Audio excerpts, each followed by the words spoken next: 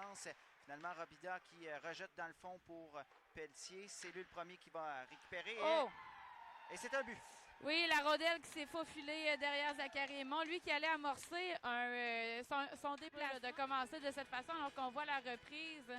Alors, Pelletier qui a seulement voulu réduire Arsenault, mais derrière le joueur. Et là, c'est Labbé tout seul devant le filet. Belle arrête le mieux. 2 reprises.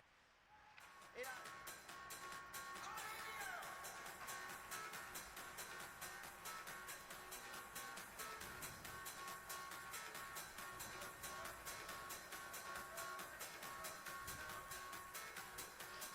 Les Huskies, c'est remporté par le joueur des Huskies. C'est Bocage tout seul devant le filet.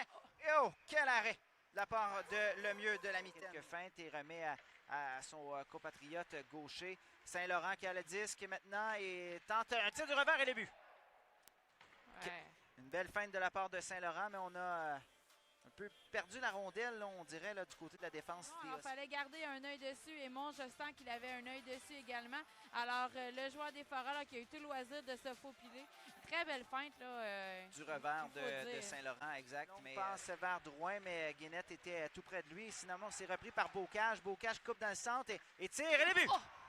Quel lancer! Wow! C'était un jeu de toute beauté. Alex Bocage qui a travaillé très fort là-dessus.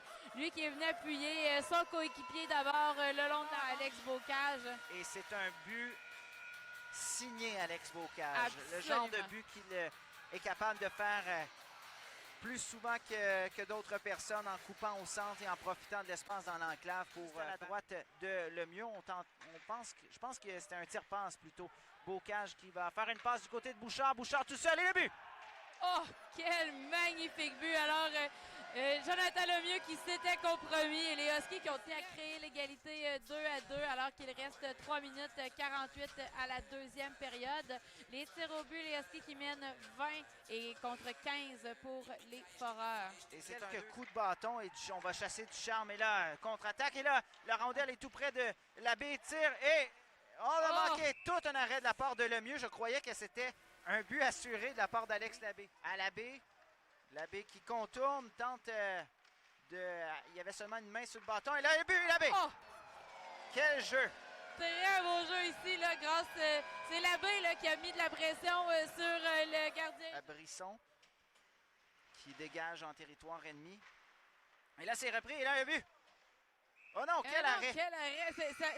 Ça portait comme... Retournant Guénette à Michel. À Guénette qui tire et c'est redévié. Et là, filet des airs, mais belle glissade comme un joueur d'arrêt court. Et non! Et là, c'est marqué par un but par nul autre que le capitaine Jacob Pelletier.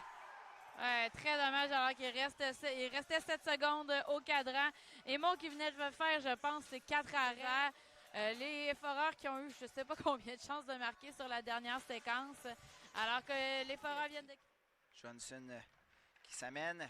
Feinte et là, on va regarder. Et tout un arrêt de la part de Lemieux. On avait complètement déjoué. Johnson avait complètement déjoué.